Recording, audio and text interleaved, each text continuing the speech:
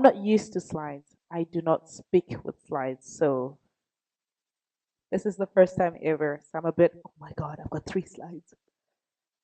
So my name is Lisa Chuma. Um, where do I come from? I love to answer this one because I say London and people are like, and then I say Zimbabwe and they're like, now? I'm like, no. So basically, I was born and raised in Zimbabwe. I'm British and I live in Switzerland. That has now become my introduction.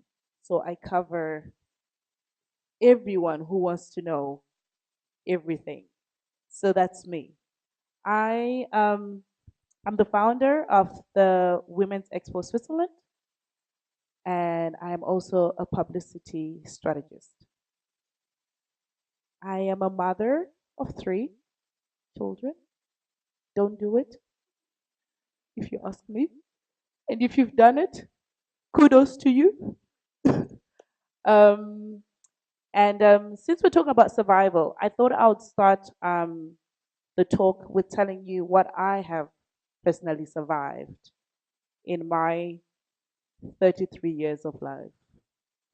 I've survived being an only child um, in Africa, which means I just used to go from house to house because my mom thought I needed to play with all my cousins. So I never stayed at my own house. I always went where there were other kids. So I survived that one. Um, I survived moving to London at the age of 16, which was a big shock from Zimbabwe to London at 16. Oh my God. I survived that one. I also survived, oh yeah, poverty. I was raised in poverty. My mom was a victim of domestic violence.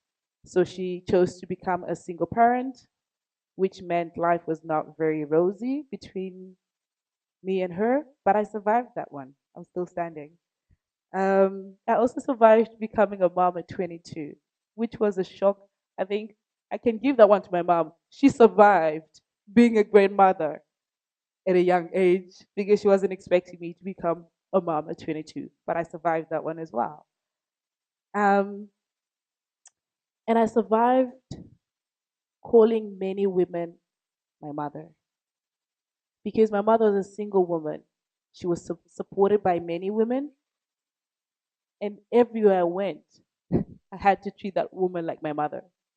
So I had so many women who are answered to as mom. So this is one of the reasons I dress colorful. I'm always representing the many women that were saying all sorts of things to me when I was growing up. So I'm always dressed in all sorts of different patterns to represent those women because they made me who I am. And now, oh, and I survived coming to Switzerland 5 years ago. That was a big one. That was a big one. So I survived that one. I came to Switzerland 5 years ago. My husband got a job in Zurich. I had no clue where Switzerland was not thinking about coming to Switzerland. London for me was it, right? From Zimbabwe to London, I was done.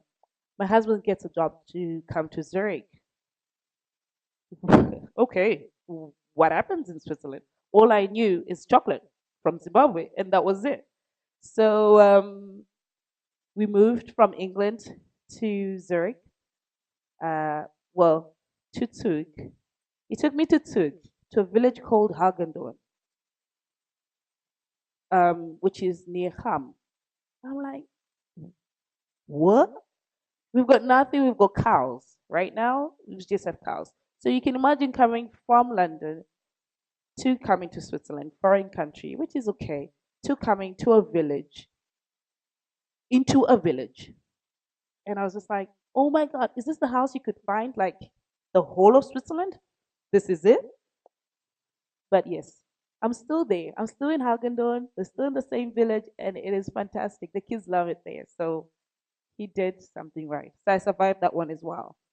And then now I'm surviving. I am surviving. Not I survived. I am currently surviving being a entrepreneur in Switzerland, speaking 10% German, 3 kids.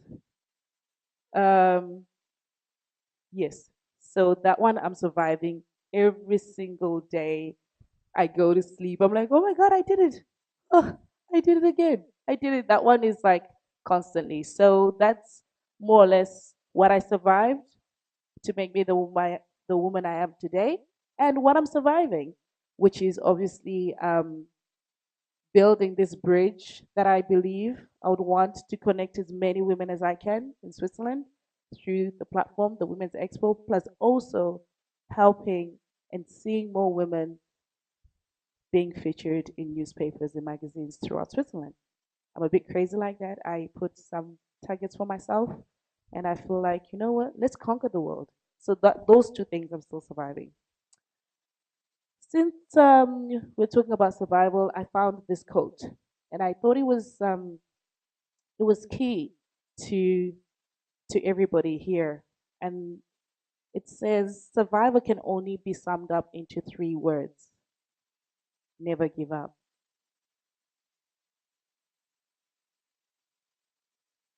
Just keep trying. I felt that quote really, really touched who I am in terms of what I've been through and where I am now. But I also felt it was just the right quote to share with all of you here because one part of life is working, another part is not, and then this part starts working, and then the next part doesn't work. And we constantly question ourselves about what we should do. Is it the right thing? Should I continue? Should I give up? Should I try again? But I think for you to be able to survive, remember you should not give up. Just keep trying. Um, and it might just mean trying in another way, and then trying in that way, and then trying in that way.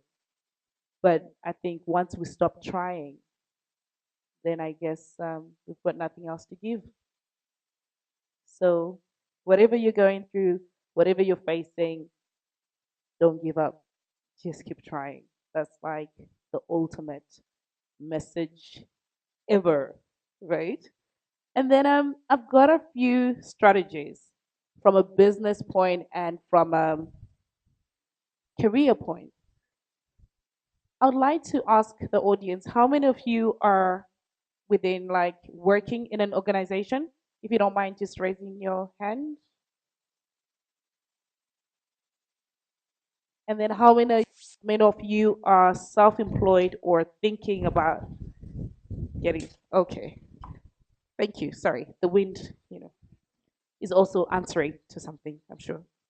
Um, that's interesting. It's like a nice balance of people in career and also people within business. So these are the strategies I personally use to help women that I work with get featured in magazines and newspapers. And I just feel like they could be the strategies that you could use as well to survive within your job or within business. And the number one strategy I tell people is your personal why. I think if you can confidently communicate your intentions, why you do what you do, why you act the way you act, why you decided to go left and not right, I think you've got a lot to give. For example, if you are applying for a job and I was reviewing your CV, and just to put myself in that position, and I saw a CV that really clearly um, spoke to me about why someone is applying for a certain job, why they feel it's important, for example, to save animals on a personal level. We're not talking the why that the world expects you to say, but we're talking the why it is important for you as an individual to contribute to this company or to get the job. I personally, I personally feel that's the one of the best ways to really differentiate yourself. I can put a question on this screen, and I can assure you we can all come up with different whys to answer that question because we are all unique like that. We are all unique like that. What's driving us, why you all came here for your own personal reasons, I can assure you is different. All of you came for different reasons. And I feel when I'm telling people about strategies, about getting out there, the biggest one I'm always telling people is you need to communicate your driver. You need to communicate why you want to do it, why it's important for you, why you believe you can do it. Not the why that they want to know, but the why that is important to you. We're all looking for human connections. This is why we're here. We all want to feel like we're part of something great. We can connect emotionally to somebody. And if there's anything you can do to differentiate yourself in business, applying for a job, whatever you do, start to think about why you're doing what you're doing and communicate that. Is the key to success. Trust me. And then the second strategy I'm always telling people, um, and I want to use this other strategies because I know when I talk about the why, people always look at me and say, "Oh, Lisa, but you say why because you have a set story and you're born in Zimbabwe, blah blah blah blah." I'm like, but it's not about that. It's just unfortunate that that's my story. But we all have different whys. We all have a story. I've met so many women, Swiss women, like, I don't have a story. I was born in Switzerland and I had a good life. And I'm like, but there's a reason why you're doing what you're doing. And that's the story. So when it's about a story and your why, it's not a sad, it's not always, oh my God, and then I was this, and then I was poor, and now I'm rich. It's not because people always expect it to be a from rags to riches. It's not. Your story is your story. Whatever it is that you've overcome is your story. Maybe you were struggling to get a university degree and you got it. That's your story, right? That's what you went through and you came out on the other side. So I always am very aware that when I talk about the personal why, when I talk about the story, many people think they don't have a story. We all have a story.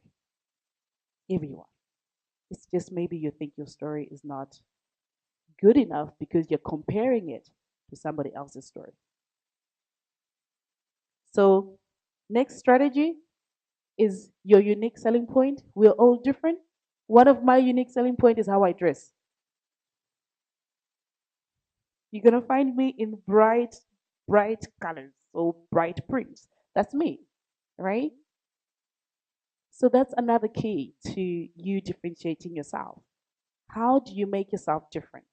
What is it that you bring to the table that you believe nobody else can bring to the table the way you bring it to the table? There must be something. What do you feel like? Okay, if I'm not there in this team, A, B, C, D won't be done.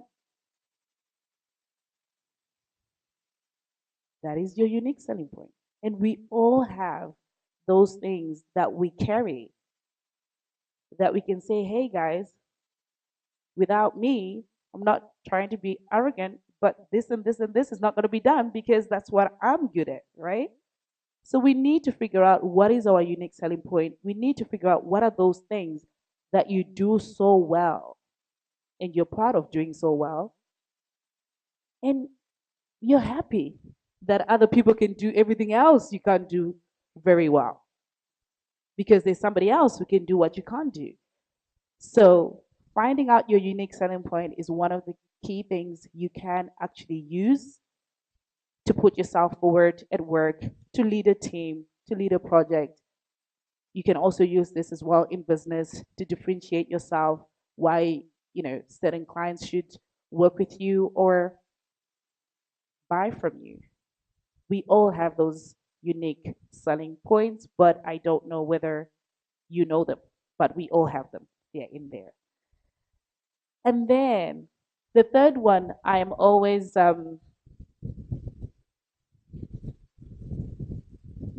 that's not me, it's just the wind. The third one that I'm always finding very much connecting with a lot of people is the transformation that you have contributed towards others. I think we find it easier to talk about how we have contributed to others than we are about ourselves. It's always easier to say, oh, and then I was doing this, and then this person did this, and then, so it's always easier to talk about somebody else, but not necessarily about yourself. But again, if you're surviving in a very competitive market, job, or, industry, this is something you can use as well to differentiate yourself. How do you work together with a team, and what outcomes have you helped the team achieve? What results did you actually contribute towards? From a business point of view, how do you help your clients? How do you support them in a way that you feel, you know what, we're the only people that, support our clients in this way? So it's not always about you when you're trying to differentiate yourself in a very competitive market. There are elements that are personal, but there are also elements where you sit back and you give credit, where it's more the result is there and it speaks for itself. But if you don't tell people about the result, then people don't know that the result exists. Imagine you're organizing a dinner tomorrow and you're all set. You go to Migros, you've got everything you need to do, you're all set. Tomorrow comes, you're dressed up at 5 o'clock, you're expecting 12 people and nobody turns up. 5, 5:15, 5:30, 6 o'clock. And these are Swiss people. So you invited them they were supposed to be there at 5. So once we get to 5:30, it's not happening, right? It's not happening. Only for you to realize that you forgot to send the invitation.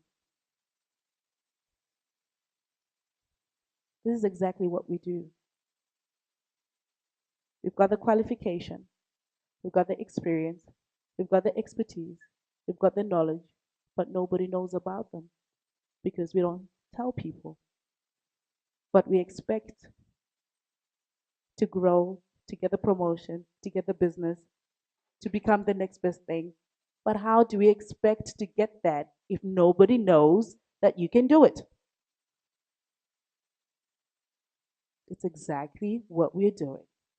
We're expecting for guests to turn up at 5 o'clock tomorrow, but nobody knows that you're hosting a dinner. So nobody's going to turn up. So it is very important that we get to a point where we start to share and tell more about what we do. Not in an arrogant way, not in a way that is not authentic, but that is the way that people are going to see your potential and know that you're different compared to somebody else. And then the last strategy I have for you for this morning is your expert voice. This is very much from a professional point of view. We all have experiences professionally and also knowledge that we have acquired. And there are times that you need to differentiate yourself. There are times that you need to stand up by being able to actually communicate using your expert voice, talking from I'm talking from experience, I'm sharing because I know, I've studied, I've got knowledge, I've got expertise from this. And it's also a way to give people confidence in you because some people are not bothered about your personal why, your USP, your transformation, but they want to know, do you know what you're talking about?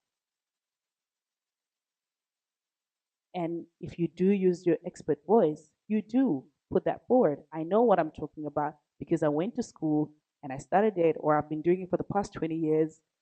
and all that things. So you've got at least four different strategies that you can use to differentiate yourself because the markets, business, everything is getting extremely competitive. And we cannot afford to expect things to happen. And yet we're very good at things that we know we're very good at. I know I'm not very good at numbers. I don't do any numbers. I don't do any accounting. I don't want to see numbers. I don't do it. I don't touch it. It's fine. But tell me to talk. Oh my God. How long have I gone? I haven't gone over? Okay. You see, I can talk for an hour. That's, because that's my place. Talk to me about publicity and strategy. I will tell you about that. So I've gotten to a point where I know what I'm good at. And I'm also very good at, this is not for me. It's not for me. I'm not good at everything. I've got things that I'm very good at, and I stand within my own circle. And I'll tell you that I can do it. And then certain things I'm very good at giving to other people that are also very good at it. So this is my survival strategies that I also share with some of my clients, and I do hope that they will help you within work, within your business, and within everything else you're going to be doing going forward from today. Um, and like I said with that quote, surviving means you never give up, you keep trying. And all that means is there are different ways to most probably get to the same point. But if you're focused on one route, sometimes you will feel like you have to give up. But don't. If I'm still standing 5 years later in Switzerland, what's your excuse? Thank you.